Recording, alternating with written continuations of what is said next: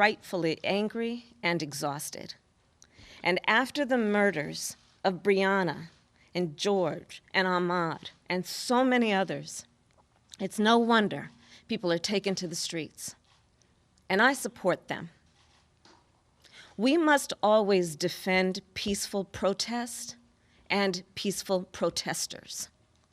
We should not confuse them with those looting and committing acts of violence, including the shooter who was arrested for murder. And make no mistake, we will not let these vigilantes and extremists derail the path to justice. Here's my promise to those mothers and fathers and all who stand with them.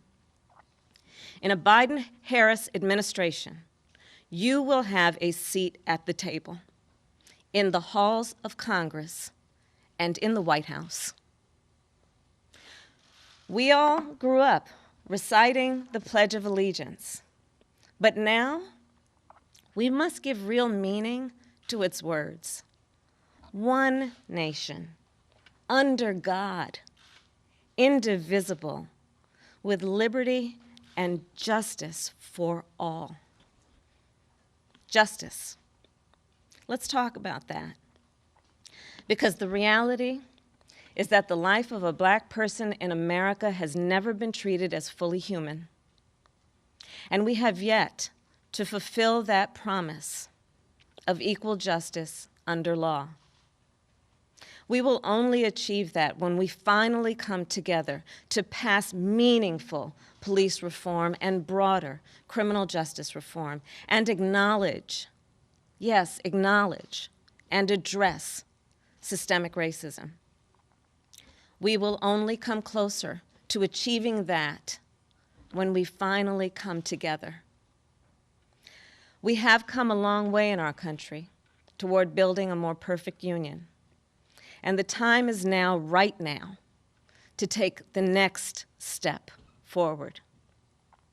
And even as we experience this reckoning with racial injustice, we must also confront another crisis, the pandemic that has torn apart so many lives. The numbers that define this crisis are staggering. We cannot look the other way or allow ourselves to become numb to them. Nearly 6 million confirmed cases of the coronavirus, 180,000 lives lost, more than 50 million claims for unemployment this year alone. We need to see and we need to hear what is happening in our country. The quiet desperation that has taken over so many lives in America. The family packing into their car at 5 o'clock in the morning, hoping the local food bank still has something left when they get to the front of the line. The 50-year-old store manager who's been laid off and knows he can't pay the rent on the first of the month. The mothers and fathers stretched to the breaking point, working from home while helping their kids with their online classes, just trying to hold it all together. The small business owners, economic engines of our communities who are shutting their doors every day. The nurse getting ready for her afternoon shift, who has seen so much suffering and death in recent months and wonders how much more can she bear to witness. The family grieving the loss of their grandmother, who's been in a nursing home and who they couldn't even visit over the last 3 months of her life.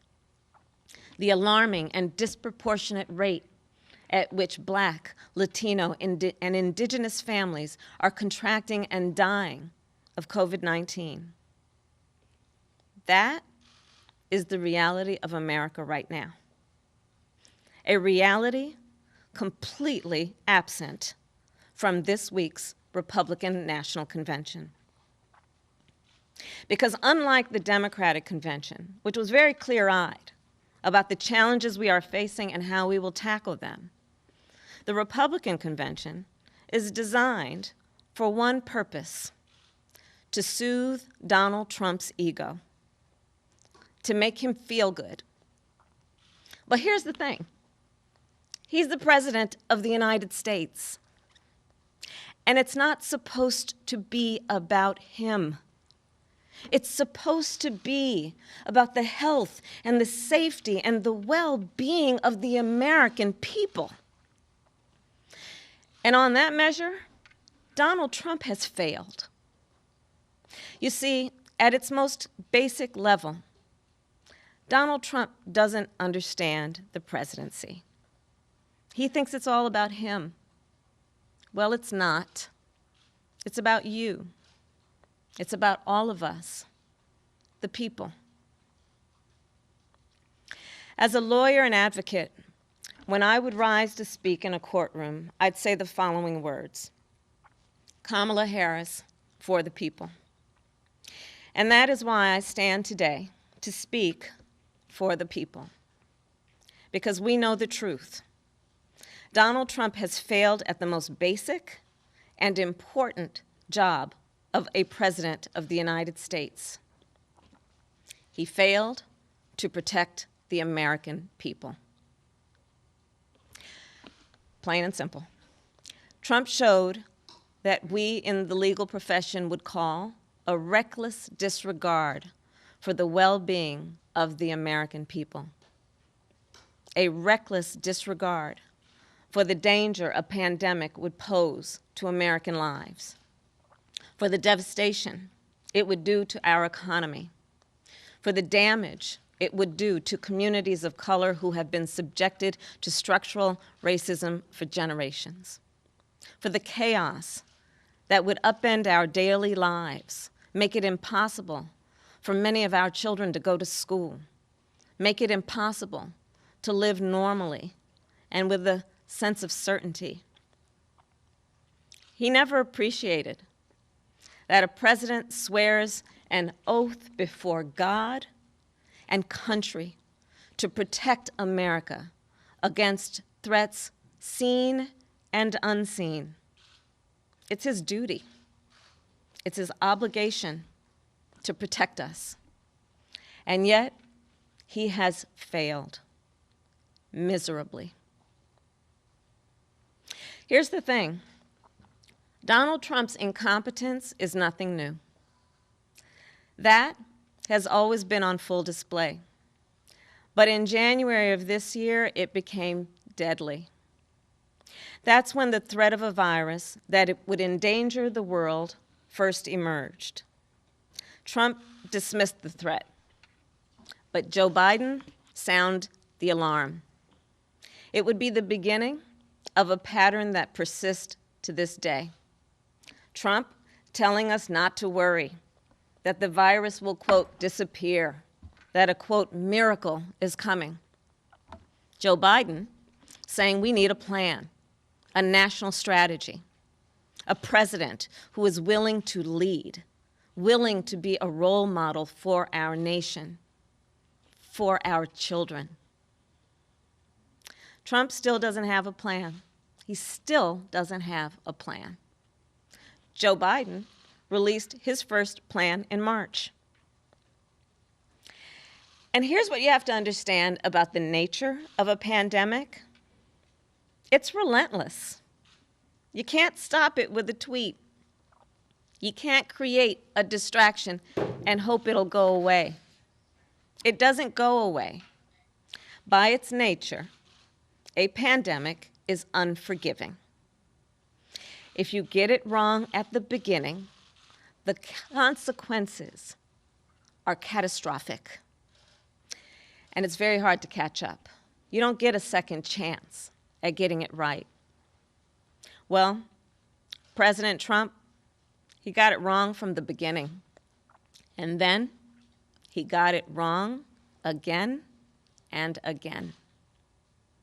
And the consequences have been catastrophic. And here's why Trump has been so unwilling and unable to deal with this crisis. First, he was fixated on the stock market over fixing the problem.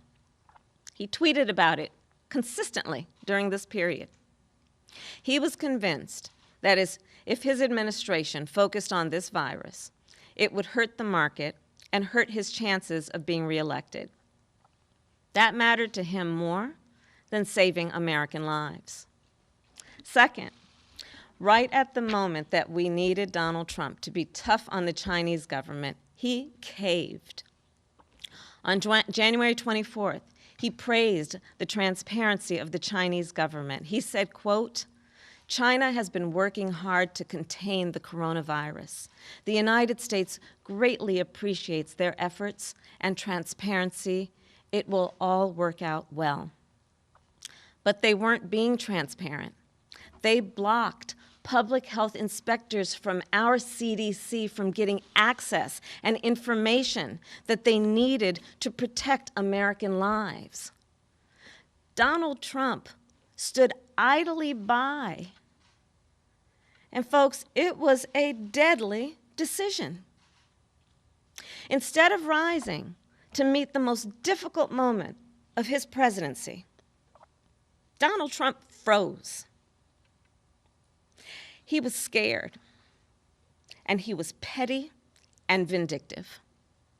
On a call with governors across the country on March 16th, he told them it wasn't his job to get personal protective equipment to frontline workers. He said, quote, "Respirators, ventilators, all of the equipment, try getting it yourselves," unquote. On that day, we had about 5,000 cases as a nation. Today, we have nearly 6 million.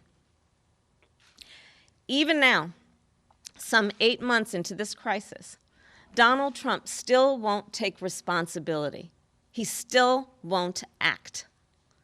And the tragedy in all of this is it didn't have to be this bad.